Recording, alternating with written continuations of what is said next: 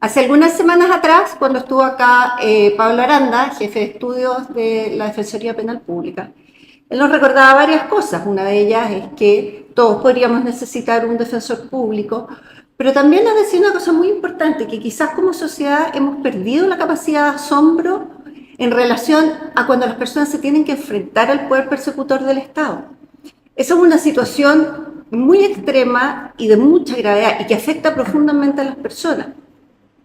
Revisamos, por ejemplo, cómo afectan a ciertos grupos vulnerables, como jóvenes, mujeres, migrantes, y cómo esto puede tener un enorme impacto comunitario, familiar, en definitiva expansivo.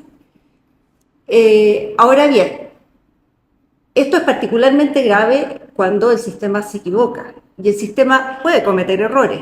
¿Ocurren estos errores? ¿Cuándo ocurren estos errores? ¿Qué pasa? ¿Cómo se repara a las personas? ¿Con qué frecuencia pasa? Soy Alejandra Ahumada. Soy Francisca Bert y hoy día hemos invitado y agradecemos su presencia acá al defensor regional de Biobío, don Osvaldo Pizarro, quien hoy se encuentra además subrogando como defensor nacional de la Defensoría Penal Pública. Y lo invitamos especialmente para hablar del proyecto Inocentes, un proyecto que es iniciativa de la Defensoría Penal Pública y que su principal objetivo, aunque se lo vamos a preguntar en profundidad, es poder visibilizar y dar un espacio de reparación a las personas que hayan pasado, que han estado presas por un error del sistema. Lo conversábamos antes con Osvaldo, no necesariamente es un actor, sino que el sistema. Y solo para darle contexto, a mí me impresionó, pero el 2023 más de 2.000 personas estuvieron en prisión preventiva, ya sea porque fueron absueltas posteriormente, o sea, después fueron absueltas, fueron sobreseídas o el Ministerio Público decidió no perseverar. Entonces, para conversar, y muchas gracias por venir y muchas gracias por darte el tiempo de acompañarnos de este tema tan importante, ¿qué objetivos tiene la Defensoría Penal Pública y por qué nace este proyecto Inocentes? Bueno, primero que todo, muchas gracias por la invitación. Creo que el tema que ustedes me han invitado es extremadamente importante que lo relevemos como sociedad, ¿ya? El proyecto Inocentes en Chile nace como una idea de copia de otros proyectos inocentes a nivel internacional. En el sistema norteamericano o en el sistema continental, europeo, efectivamente nosotros encontramos hace mucho tiempo países que tienen implementados el proyecto Inocente. ¿Y qué es lo que buscan estos proyectos inocentes, primero a nivel internacional, para después aterrizarlo en Chile? Esencialmente son los países que lo tienen implementado, lo que buscan es que el sistema de justicia criminal en su integridad tome conciencia que el sistema lo integran personas, que las personas pueden cometer errores y que los errores en los sistemas de justicia criminal significan privar de libertad a un inocente. Y el costo para una sociedad de privar de libertad a un inocente es altísimo. No solo desde lo económico, de lo social, de lo laboral, sino que se pone en duda cuál es el margen de error de un sistema de justicia. Entonces, los proyectos inocentes a nivel internacional lo que buscan precisamente es concientizar que el sistema de justicia puede cometer errores, cuáles son estos errores o estas causales errores en los sistemas para que todos los intervinientes evitemos de incurrir en ello. Bueno, eso en Chile quisimos implementarlo como Defensoría Penal Pública porque se había implementado la reforma procesal penal desde el año 2000 aproximadamente y empezamos a ver que nuestro sistema también cometía errores y que era algo que no estaba sistematizado y que los errores que estábamos cometiendo, y nos incluimos como Defensoría Penal Pública, eran los mismos errores que en el ámbito internacional estaban específicamente ya catalogados, estudiados, identificados. Y nos dimos cuenta también que el sistema de justicia en ese sentido no hace ningún reconocimiento a la persona cuando es declarada inocente. Entonces, la Defensoría con el proyecto Inocentes lo que busca es generar un espacio precisamente de publicidad y reconocimiento a aquellas personas que fueron privadas de libertad injustamente, que fueron declaradas inocentes o que fueron sobreseídas y que puedan a través de ese espacio contar su caso. Porque lamentablemente, y ustedes probablemente muy bien lo saben, cuando hay un caso de interés mediático, solo se cuenta el inicio, que la persona fue detenida, pero cuando fue absuelto, ese mismo interés ya no está en los medios de comunicación. No ocupa el mismo espacio. No el mismo espacio. Osvaldo, la Fran citaba algunas cifras bien impresionantes cuando abrimos, o sea, de miles de errores al año, etcétera. Pero ¿cómo seleccionan ustedes los casos para este proyecto? ¿Cuál de toda esta masa de errores entra al proyecto Inocente? Bueno, lo primero es identificar casos donde las personas hayan sido absueltas o sobreseídas, ¿ya? Segundo, que estas personas absueltas y sobreseídas hayan estado privadas de libertad efectivamente. Tercero, que en la tramitación de estos casos, la privación de libertad se pueda encuadrar en alguna de las causales de error que se encuentran contempladas dentro del proyecto Inocente, que particularmente son 6 y podemos hablar de eso.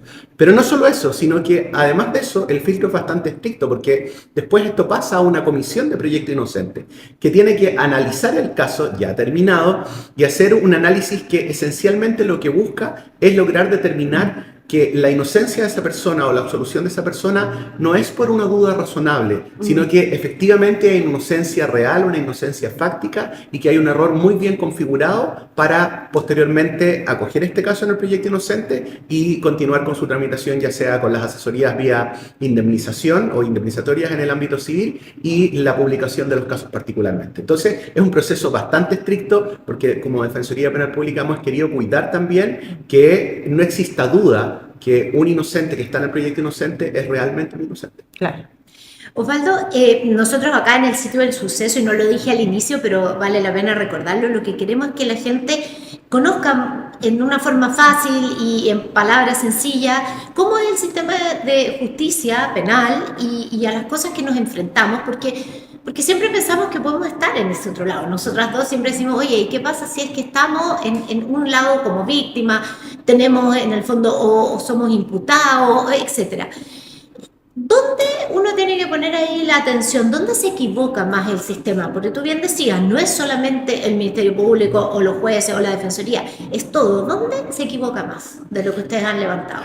Mira, yo creo que en términos o en palabras muy simples, yo siempre se lo explico sobre todo a mis alumnos, el sistema de justicia criminal es una mesa de 3 patas, ¿ya? Hay 3 intervinientes donde está la Fiscalía, que persigue y recaba antecedentes probatorios de cargo, es decir, para incriminar a una persona, la defensa, que tiene el deber de defender a esta persona y generar antecedentes probatorios de descargo para poder cumplir con su rol, y un juez que tiene que escuchar estas fuentes de información y determinar cuál de esas informaciones para incriminar o para absolver es más fiable, es más confiable, se acerca a los parámetros científicos predeterminados para una ciencia, a fin de establecer un verdadero sistema de control de calidad. Y una vez que se determina que una información determinada es confiable para superar un estándar de convicción para condenar o absolver, tiene que dictar una resolución. Esa es la manera más simple de entender el sistema. ¿Cuál es el gran problema? Que en la producción de información, en las líneas investigativas, se pueden cometer diversos tipos de error. Por ejemplo, y esto, ojo, que estos errores no son una creación chilena, que esto es muy importante que quede claro. Estos son errores que están absolutamente estudiados a nivel internacional en diversos sistemas de justicia y que se repiten en el tiempo. Por ejemplo, el primero de ellos, el reconocimiento erróneo. ¿Qué ocurre? Que los procesos de memoria de todos nosotros como personas no son una cámara fotográfica. Y cuando ocurre la comisión de un delito, existen ciertas variables de estimación o variables de sistema que permiten explicar que en ciertas circunstancias yo como víctima puedo entregar un relato respecto de la identificación de una persona y esa identificación no es fiable, no es confiable o directamente puede estar equivocada, ¿ya? Por ejemplo, si yo soy objeto de un delito de robo en el contexto de un día de invierno en la noche con muy poca luminosidad, con un sujeto que por la rapidez del delito más sumado a la violencia y la dinámica, está estudiado que yo probablemente más me voy a fijar en los elementos que me pudieran causar daño a mí, por ejemplo una pistola o un cuchillo, o en la violencia misma porque tiendo a proteger mi integridad, que en las características de mi agresor. Y si a eso le agrego no solo la dinámica del hecho, más las circunstancias de ambientales, es probable, y está científicamente estudiado, que la capacidad de retener yo la información respecto a las características de este sujeto es poco fiable o confiable. Si a eso le sumamos que muchas veces las descripciones son muy ambiguas o vagas, por ejemplo, debe ser un hombre entre 30 y 40 años, con ropas oscuras, de aproximadamente 1,50 m, 1,70 m. Es cosa de salir a pasear en la calle y ver la cantidad de personas. Claro, que uno se encuentra con 10. Exactamente, con 10, 15 personas. Entonces, ahí hay una variable que está específicamente acreditada y que a nivel de estándares internacionales se dice que es el error que más se comete. Bordea casi el 80% de los errores de condenas erróneas está en el reconocimiento visual errado. Segundo, la incriminación falsa. ¿Cuál es esta? Es la pregunta que yo siempre señalo para efectos de explicar esto. ¿Cuántas razones creen ustedes que existe o tiene una persona para poder mentir? Son infinitas. Infinito. Claro. Las motivaciones de venganza, odio, resentimiento o algún tipo de ganancia secundaria ha llevado a que efectivamente en los procesos criminales existan incriminaciones falsas. Es decir, que una persona declare en falso a fin de incriminar a una persona, a otro, para efectos de poder obtener algún tipo de ganancia secundaria. A veces son cosas tan simples como problemas vecinales. Hemos escuchado, hace muy pocos días, por ejemplo, también ocurrió de una niña que se subió a un taxi. Lo vi en redes sociales. Y la niña le dice, te voy a acusar de abuso sexual. La pregunta es que eso es precisamente una incriminación falsa. Claro. Y la pregunta es cómo podría defenderse ese sujeto si es que, por ejemplo, no hubiera tenido la cámara y ella hubiera hecho una denuncia. Ahí un caso de un muy buen ejemplo. Hay otra tercera causal que está con la autoincriminación. Y la autoincriminación falsa o errada se da porque, en general, por ejemplo, y a mí me ha tocado por experiencia, de mujeres que están a cargo de un determinado hogar, que tienen a sus hijos, cuyo marido comete conductas ilícitas, por ejemplo, el tráfico de droga, se inicia un procedimiento investigativo, la policía llega a la casa y ella se echa la culpa. Claro. Y se echa la culpa porque el perjuicio para la familia, esencialmente, o el económico, de echarse a ella la culpa versus que su marido o su pareja quede preso, es mucho más alto de que el marido quede preso que ella quede presa. Claro, y como nos contabas también, están los casos de las personas que quieren salir pronto de esto, quieren terminar ya. Claro, y aceptan una salida, una alternativa reconociendo en el fondo que cometieron el delito. Claro, porque muchas veces las personas dicen, ya, pero a ver, defensor o defensora, ¿voy a terminar esto? Si me voy a ir al libertad, claro. Ya, ok.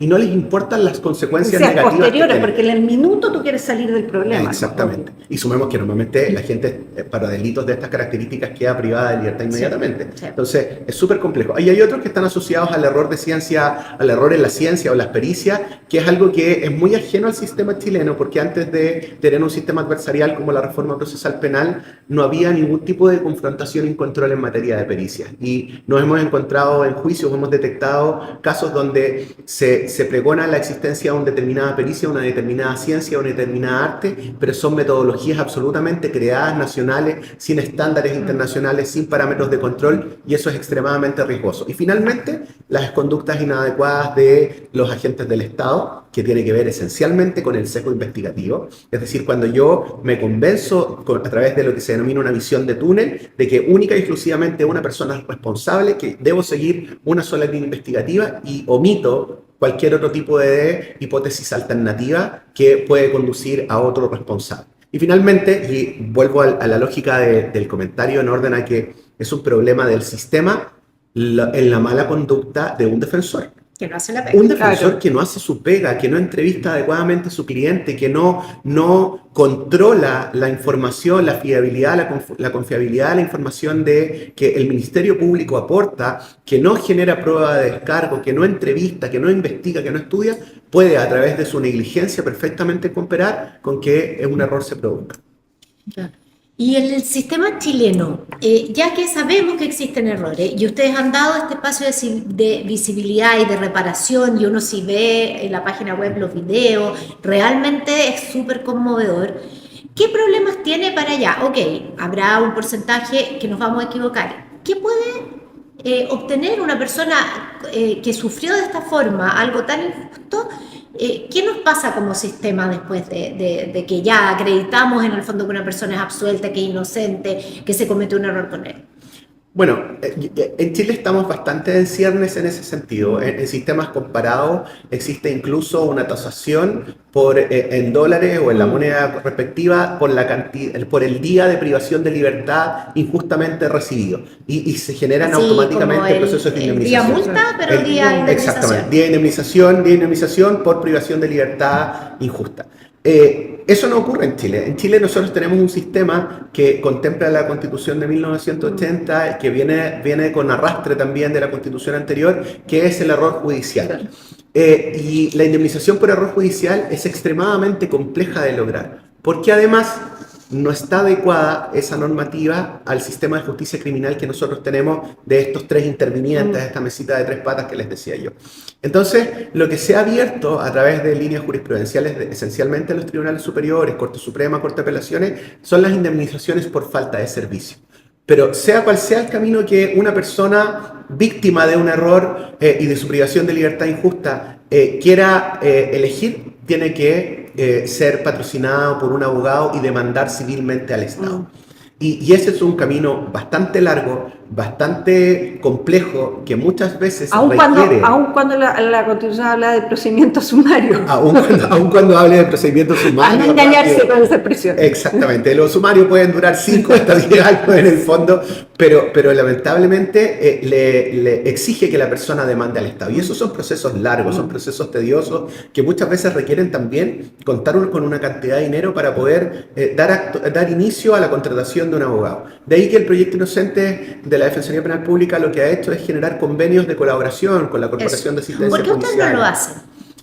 Porque nuestro rol es defender. Nuestro rol por ley, como un organismo público, nosotros tenemos un marco legal y de ese marco legal no nos podemos salir. Nosotros defendemos personas imputadas por un crimen, simple delito, falta, hasta la completa ejecución de una sentencia y por lo tanto no tenemos la posibilidad Están fuera sus facultades. Está fuera nuestra facultad. Y de ahí que lo único que nosotros podemos hacer es generar conexiones con el ámbito privado, con organismos públicos, para que puedan conocer estos casos, completamente recibir todas las carpetas y la historia del caso y poder generar las demandas civiles que corresponden.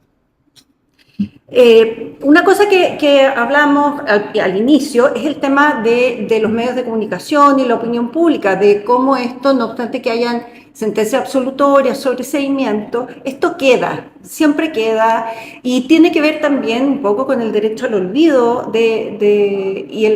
Entonces, ¿cómo ha impactado el proyecto Inocente y la publicidad que da en la reparación de estas personas? ¿Y cómo lo ven ustedes con relación a regular por la guía el derecho al olvido?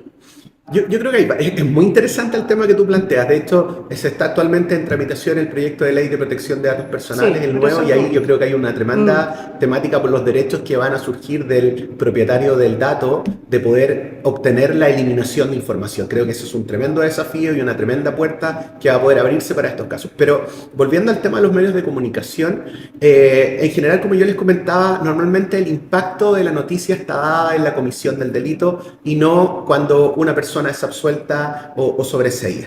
De ahí que la Defensoría ha buscado a través de la página web visibilizar y a la difusión del proyecto, visibilizar estos casos como una manera de poder darle un espacio a esta persona que fue absuelta o sobreseída y que estaba privada de libertad, de que se conozca su caso, cuál fue el error que se dio. Pero eso, pese a lo voluntarioso que puede ser la Defensoría Penal Pública, también es acotado.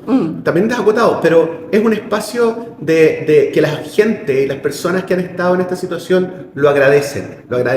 Hemos tenido una difusión importante también en materia de universidades, con la comunidad en general, con el propio Poder Judicial, dando cuenta de este proyecto, a fin de que efectivamente motivar a darse cuenta que nuestro sistema y que todos nosotros podemos cometer errores y tener conciencia de ello. Pero así todos estamos en cien. Porque, como tú lo planteabas, el derecho al olvido y San Google, como dicen los cabros, te ponen el nombre y te aparece un historial completo.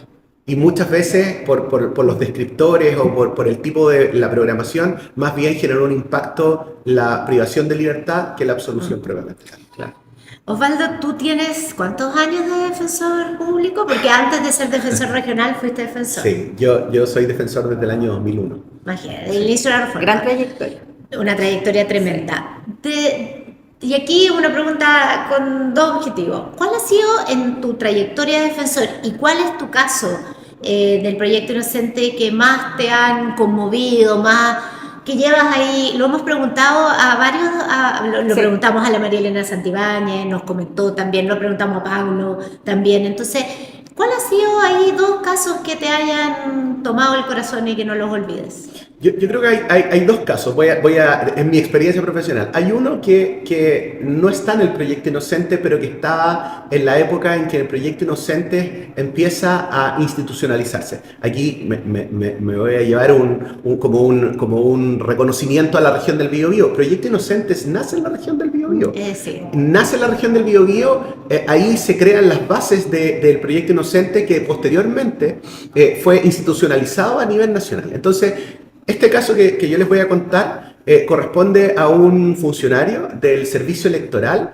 que se le incriminaba por parte de la Fiscalía de haber adulterado ciertos votos en una elección de alcaldes. Y la esencia de este juicio, que ocurrió 2 veces, esta persona fue 2 veces absuelta, era prueba documental. Habían peritos documentales que establecían que la firma o más bien un trazado de algo que parecía una firma puesta en distintos votos, marcados con una preferencia que era precisamente el candidato que había ganado, habían sido realizadas por este funcionario.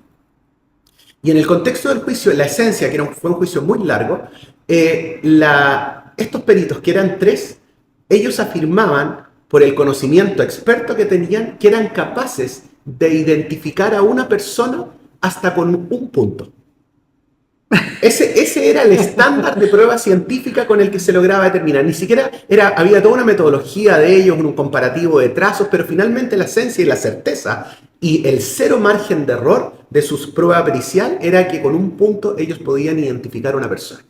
Bueno, logramos demostrar que eso tenía 0 asidero científico, que no existían normas, ni parámetros, ni estándar. Tampoco la ciencia permitía márgenes de error de un 0%, porque de hecho incluso a nivel de ADN hay márgenes de errores marginales, pero tienen márgenes de errores y por lo tanto finalmente esta persona fue absuelta no una, sino que en 2 oportunidades. Y eso dio cuenta de algo que era muy delicado en el sistema de justicia, que era la junk science o ciencia basura, es decir, que los tribunales que venían de un sistema antiguo confiaban en informes periciales que no tenían ninguna confrontación. Y casi ciegamente. Y casi ciegamente, porque no había un experto o alguien que pudiera generar un contrapeso. Y eso a mí me marcó mucho en el inicio, porque en el fondo lo que hizo fue reforzarnos nuestra idea de que el proyecto Inocentes había que instalar. Y el segundo es el caso de Nardi, que es una región en el norte, que es una mujer boliviana que venía de Bolivia, pasa la frontera y es controlada por personal de aduana y se le realiza un test de droga a 3 químicos que hay atrás, de 3 potes que estaban sellados y que tenían una etiqueta que decía queratina, esta sustancia para el pelo. Y se le aplica un test de orientación de pesquisa de droga y da positivo, ¿ya? Esta mujer es privada de libertad 6 meses. Llegado después el resultado de la prueba científica del Instituto de Salud Pública, que daba cuenta que esto nunca fue droga, sino que esto era queratina. Queratina de uso de peluquería. Para los que no sepan, es para alisarse el pelo. Exactamente. Y es porque ella había cumplido un encargo precisamente a una amiga que era peluquera. Y los envases estaban sellados y todo. ¿Y cuál es la gran preocupación que estaba detrás de eso? Que hasta el día de hoy, en el sistema de justicia, se siguen utilizando por parte de las policías pruebas de orientación o de campo que dan falsos positivos. Y estos falsos positivos solo pueden ser descartados a través de las pruebas periciales del Instituto de Salud Pública. Pero los falsos positivos, como por ejemplo confundir queratina o con cocaína, el margen de error es altísimo. Y lamentablemente se toman decisiones y se siguen tomando decisiones hasta el día de hoy con ese tipo de pruebas. Y Nardi estuvo 6 meses privada de 6 meses privada de libertad. El testimonio de Nardi es Impactante, es impactante porque ella además ahí volvemos al tema, ella no, venía de visita y por lo tanto y termina presa en la cárcel por 6 meses. No, realmente yo invito a ver ese testimonio, yo lo vi en un seminario de la Defensoría el año pasado y a mí de verdad, esas cosas que te dejan el corazón apretado, totalmente. Así es. Mira, nosotros acá en el podcast tenemos le pedimos siempre a nuestros invitados que, a propósito del tema que vienen a comentar, que nos dejen alguna recomendación de lo que tú quieras. Puede ser una serie, una película, un libro, un informe, una página web, lo que tú quieras, que te invitamos a comentar. Bueno, evidentemente que hablando del concepto de sesgo, uno también tiene un sesgo de buscar cosas de justicia. y encontré hace un tiempo atrás una serie en una plataforma que se llama Defendiendo a Jacob. Sí, ¿ya? En Apple TV. En Apple TV. Pero es extremadamente buena la serie, ya es muy... a ver, toca temas tan importantes porque solo puedo hacer una especie de resumen, pero es un fiscal que en el contexto de una investigación, de un momento para otro, se encuentra dentro de esa investigación antecedentes que incriminan a su hijo. Sí. Y ese fiscal tiene necesariamente, que fuera de ser suspendido de sus funciones, tiene que pasarse al rol de padre y de defensor, pasar al otro lado del mesón y poder ver desde ese otro lado cómo el sistema de justicia funciona. Cómo funciona el sistema de justicia desde su propia institución, desde la fiscalía, que persigue con un determinado sesgo, cómo obvia antecedentes de prueba que dan cuenta de que un sujeto distinto pudo haber cometido el ilícito, de toda una serie de creencias respecto de que, por ejemplo, el abuelo de este niño estaba en la cárcel y cómo eso podía influenciar casi genéticamente la predisposición de un delito. Pone tantos temas que es extremadamente interesante. Así que las recomiendo muchísimo. Es una gran serie. Bueno, a mí me gustaría recomendar la revista 93, que es la revista de la Defensoría Penal Pública. Ellos tienen un número especialmente dedicado al proyecto Inocente. Y bueno, para las personas que nos escuchan y que dicen, bueno, una revista de la Defensoría es para abogados, etcétera, sí, hay algunos artículos más técnicos, pero súper interesante porque trae todos los testimonios o varios testimonios del proyecto Inocente, de las personas que fueron injustamente incriminadas y que estuvieron privadas de libertad injustamente. Varias entrevistas, un número largo, es un número que da cuenta de este fenómeno, digamos, en forma muy extensiva y fácil de comprender, así que revista 93. ¿Cuál es el número de ese tema? No recuerdo el número de la revista, pero es Proyecto Inocente. Proyecto Inocente. Entran a googlearlo y la van a encontrar el tema. Está muy interesante. Y están todas las revistas 93 además que son todas buenas, sí, y tan bonitas. Y a mí me gustaría, para cerrar ya, recomendar un libro que se llama, lamentablemente está en inglés, pero para quienes lean en inglés, se llama Picking Cotton, que es, a propósito del estándar científico, es de una niña a quien la violan hace años atrás, siendo bien joven, en el campus universitario, y ella identifica y condena a un hombre afroamericano y ese hombre pasa bastantes años preso. Como en Estados Unidos sí se conserva la evidencia, posteriormente con los avances del ADN logran acreditar que el hombre que había estado 10 años, si no me equivoco, condenado, no había sido que él la había violado, y ellos dos inician una especie de cruzado, camino juntos, para visibilizar lo que significa el que el sistema se equivoque. Porque ella de verdad casi se muere. No estoy haciendo ni un spoiler porque esto está en la primera página. Ella de verdad casi se muere, no solamente por todo lo que había vivido, sino porque haber mandado a la cárcel a un inocente. Así que eso, síganos en nuestras redes sociales, cualquier pregunta ya saben, nos pueden escribir, comentario en el Instagram. Todos bienvenidos. Todos bienvenidos. Y de nuevo, muchas gracias, gracias a ustedes por tan interesante conversación. Muchas gracias por relevar temas tan importantes como el Proyecto Inocente. Muchas gracias.